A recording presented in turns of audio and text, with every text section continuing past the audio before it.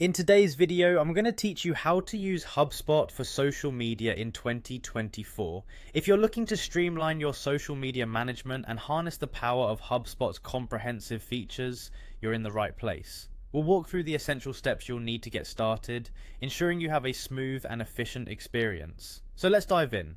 We'll begin our journey by heading over to the HubSpot homepage. It's a phenomenal resource for businesses looking to integrate marketing efforts, and you'll find everything that you need here. At the top right corner, you'll see the Login button. Go ahead and click on that. This will lead you to the login page where you'll enter your account information, so make sure you have your credentials handy. Once you've successfully logged in, you'll find yourself on the HubSpot homepage. It can be a bit overwhelming with its bustling layout, but don't worry, it's friendly and accessible. To keep your focus streamlined, direct your attention to the Marketing tab. It's usually at the top of the navigation bar. Click on that and it will open up a suite of marketing tools available through HubSpot. Next, look for the social option. This is where you'll manage all your social media platforms. Clicking on social will lead you to an area where you can create, schedule, and analyze